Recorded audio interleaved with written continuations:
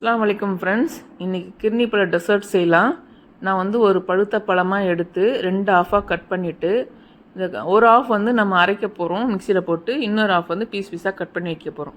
இதில் இருக்க அந்த சீட்ஸ் எல்லாம் எடுத்துகிட்டு, விதைகள்லாம் எடுத்துகிட்டு, உங்கள்கிட்ட ஸ்பூன் இருந்ததுன்னா இந்த ரவுண்ட் ஷேப்பில் இல்லை ஸ்டீல் ஸ்பூன் இருந்தால் ரொம்ப ஈஸியாக நல்லா ரவுண்டாக கோலி மாதிரி வரும்.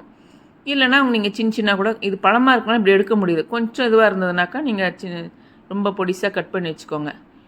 ஒரு ஆஃப் இந்த மாதிரியும் இன்னொரு ஆஃப் வந்து நம்ம கட் பண்ணி மிக்ஸி ஜாரில் சேர்த்துக்கூட இந்த மாதிரி துருவி எடுத்துக்கோங்க.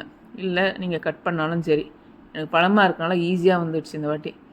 இது அடிக்கடி சேர்த்துக்கோங்க. இப்போ சீசனல் ஃப்ரூட்ஸ் இது நீர் சத்து ஜாஸ்தியாக இருக்கும், டீஹைட்ரேட் ஆகாமல் இருக்கும், டேஸ்டியாகவும் இருக்கும், ஹெல்த்தியானதும் கூட.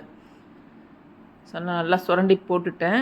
நான் வந்து 2 கரண்டி அளவுக்கு தயிர் எடுத்துட்டேன். நான் எதுக்கு பவுலில் சேர்க்குறேன்னு நான் மறந்துட்டேன். இது டைரெக்டாக மிக்ஸி ஜார்லேயே நீங்கள் சேர்த்துக்கோங்க. இந்த பவுல்லாம் வேணாம்.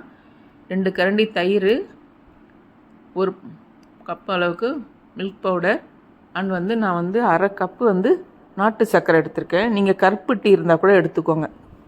வெள்ளைத்தூள் எது இருந்தாலும் சரி. ஸ்வீட் வந்து நீங்கள் பார்த்துக்கோங்க, ஏன்னா ஆல்ரெடி இது ஸ்வீட்டான பழம். இந்த மிக்ஸி ஜாரில் சேர்த்துட்டு நல்லா மிக்ஸி ஓட்டிடுங்க. ஈஸியாக ஓட்டிடும் இது.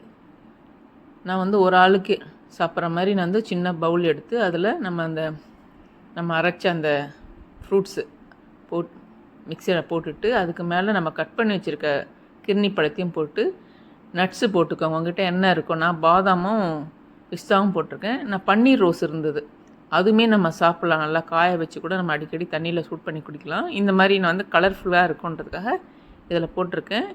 இது வந்து நம்ம எப்போயுமே பழம் என்ன செய்யணும்னா கிர்னி பழத்தை நல்லா நசுக்கிட்டு வெல்லம் இல்லைனா சர்க்கரை போட்டு குடிப்போம். இது கொஞ்சம் வித்தியாசமாக இருக்கும், டேஸ்டியாகவும் இருக்கும். ட்ரை பண்ணுங்கள் ஃப்ரெண்ட்ஸ்.